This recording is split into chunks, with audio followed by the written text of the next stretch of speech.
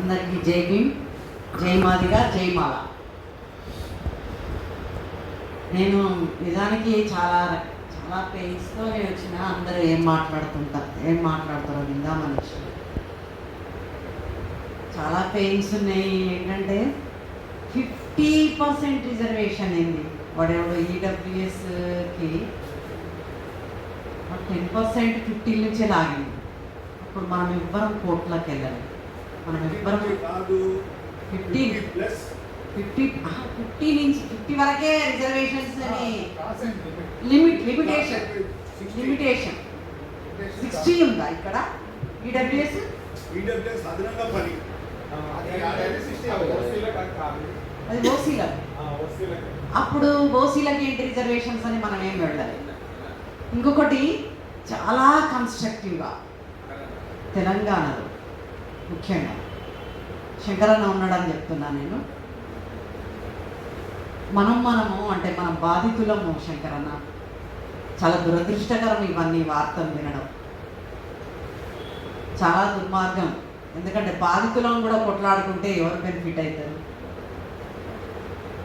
వచ్చేది మనకు వస్తుంది. అరే ఇవాళ మనం 3 పూటలు తింటున్నాం, అసలు ఒక పూట కూడా తినని వాళ్ళ గురించి ఆలోచించడమే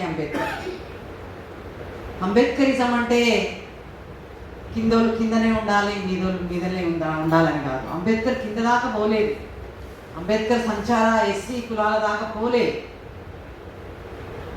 ఎదిగిన ఎస్సీ కులం అని అనుకుంటున్న మాలవాళ్ళు ఇవాళ ఇది కన్సిడర్ చేయాలి. మేము ఒకటి రాబాయి, మీరెవరు? మేము పంచుకుంటాము. అది రొట్టో బూజు రొట్టో వాసిపోయిందో పంచుకుంటాం. మన ముందు ఇంకా చాలా ఉన్నాయి. రాజ్యాధికారం ఉంది, ప్రైవేటైజేషన్లో రిజర్వేషన్స్ ఉన్నాయి, భూమి జాతీయకరణ చేయాలని. ఇట్లా అంటే ఎంత నష్టపోయినాం 30 ఏళ్ల నుంచి, ఎంత నష్టపోయినాం. జనాభా ప్రాతిపదికన పంచండి, లేదా ఎవరు ఎక్కువగా ఉంటే, ఎవరు డిస్ప్రపోర్షనేట్గా ఉంటే అక్కడ డిస్ట్రిబ్యూషన్ చేసుకుందాం. మేము సొసైటీని ఏ మొహం పెట్టుకొని అడుగుతాం? మనవాదం మనల్ని కబ్జా చేస్తుంటే ఏ మొహం పెట్టుకొని అడుగుతాం? మనందరము ఒకటి కావాలి. ఐక్యత అంటే పంచుకొని ఐక్యంగా ఉందాము అన్నా. ఈ ప్రయత్నము కాకి మాధవరావు గారు కూడా పెట్టిండు. ఈ ప్రయత్నం చేసిండ్రు. అన్న వీళ్ళు భరత్ భూషణ్ అన్న వాళ్ళు కూడా వచ్చిండ్రు. అప్పుడు ఆ ప్రయత్నము ఇప్పుడు అంటే కన్స్ట్రక్టివ్గా, ఈ జనరల్గా అట్లా కాకుండా కన్స్ట్రక్టివ్గా పెద్ద మనుషులు, మాదిగా పెద్ద మనుషులు, మాల పెద్ద మనుషులు కలిసి మాట్లాడుకోవడం. ఈ జనరల్ ఇది కాదు. ఎవరికో పోతే ఆయన రిట్ వేయడము, అప్పీల్ చేయడము మనకు ఎంత బాధ. మనోడే పోయి రిట్ వేయడము, బాధితుడే పోయి రిట్ వేయడము, కుదురోడే పోయి రిట్ వేయడం ఎంత బాధ. భాషలు ఎట్లయితే సౌత్ భాషలు మలయాళము, తమిళ్ ఇట్లా అంతా ఎట్లయినా నిజమే. అంబేద్కర్ చెప్పినప్పుడు ఒకటే కుదురు. ఎవడు డెవలప్ అయ్యిండో వాడు పైన ఉన్నాడు, డెవలప్ అయినోడు కిందకి చూడమని చెప్తున్నాం. మనమంతా వేరు కాదు, మాలలు వేరు కాదు, నా మాదిగా వేరు కాదు. మనమంతా కుదురు ఒకటే. అయినోడు డెవలప్ అయ్యిండు, కానోడు అట్లనే ఉన్నాడు.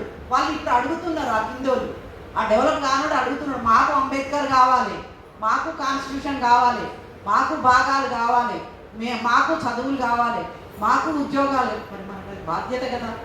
మనం అంబేద్కర్ మిషన్స్ పెట్టుకున్నాం, సమతా సైనిక్ దళం పెట్టుకున్నాం, రకరకాల సంస్థలు పెట్టుకొని ఏం చేస్తున్నాము?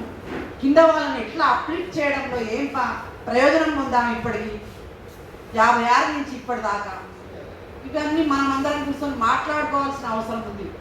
ఈ పెద్దవాళ్ళు మాట్లాడుకొని దీన్ని తెగదింపులు చేసుకోవాలి. శంకరన్న, మనం తెలంగాణలో కనీసం ఇక్కడ ఉన్న మాలలు మాదిగలు కలిసి కూర్చొని ఎక్కడో కాడ ఫుల్ స్టాప్ పెట్టాలి. మనం శత్రువులం కానే కాదు. తిన్నోడే తిని క్రిమిలేయరండి. ఇవాళ నేను ఒక ఆఫీసర్ని, నా కొడుకు లేదా నా బిడ్డ మా అక్కలు ఊర్లలో మా అక్కల పిల్లలతో ఏడ కంపీట్ చేయగలరు? ఎవరికి వస్తాయి ఉద్యోగాలు?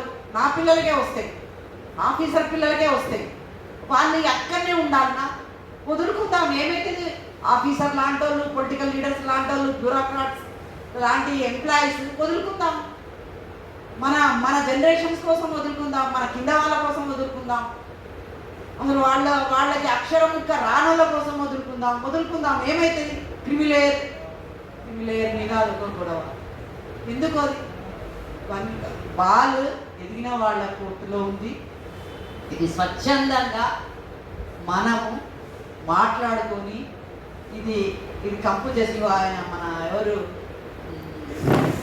తమ్ముడు శ్రీనివాసు చాలా మంచి మాట అన్నాడు. అక్కడ అది వేరు, అక్కడి పరిస్థితి వేరు.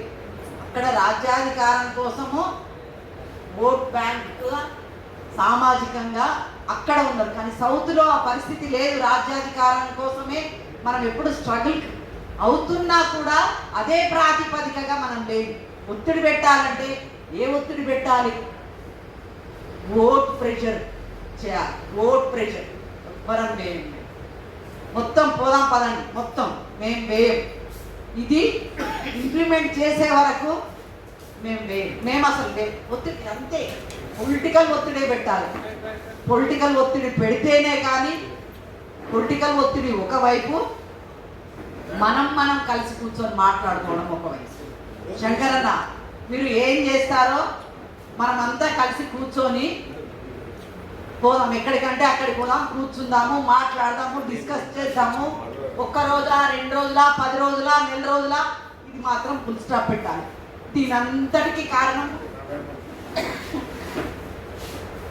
మనమే.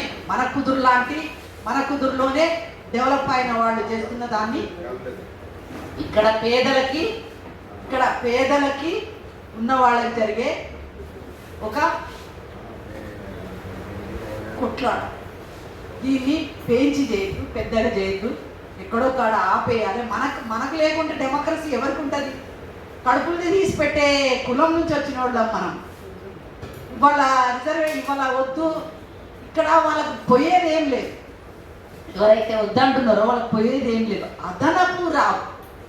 అదనపు రిజర్వేషన్లు కానీ అదనపు బెనిఫిట్స్ కానీ రావు. వచ్చేది అందరికీ వస్తుంది. వాళ్ళ లెవెల్ని బట్టి అందరికీ రిజర్వేషన్ అనేది పంచబడుతుంది. కాకపోతే ఇదివరకట్లాగా అదనంగా 58 అంటే వాళ్ళకి అసలు రిజర్వేషన్ ఉంటుందని తెలియదు. నాకు కూడా తెలియదు. నాకు రిజర్వేషన్ ఉంటుందని ఒక ఉద్యోగానికి ముందు నాకు అసలు తెలియదు. నాకు without reservation I got job సెక్రటేరియట్లో, ర్యాంక్ 27th ర్యాంక్ అంట. అది వస్తే వాళ్ళు వీళ్ళు చెప్తే కానీ అదో నీకు వచ్చింది ర్యాంక్ వచ్చిందని చెప్తే కానీ తెలియదు. అంటే అంటే ఊర్లలో నీకు అంబేద్కర్ ఇప్పుడు వినబడుతుందేమో కానీ చదువు, జాబ్స్, రైట్స్, కాన్స్టిట్యూషన్ ఇదంతా చేరలేదు. వాళ్ళని అప్లిఫ్ట్ చేయడం కోసం మనం అందరము యుద్ధంగా కలిసి పోరాడాల్సిన అవసరము, బాధ్యత, సామాజిక బాధ్యత, మన సామాజిక బాధ్యత ఉంది.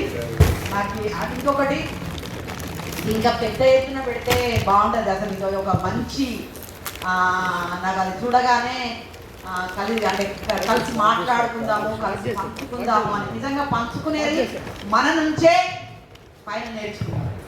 పంచుకునేది అనేది మనది, అది మన కల్చర్. పంచుకోవడం అనేది 4 మెతుకుల్ని భారతంలో 4 మెతుకుల్ని వాడు శకునికి పెట్టి వాడిని బతికించి యుద్ధానికి పంపిస్తాడు.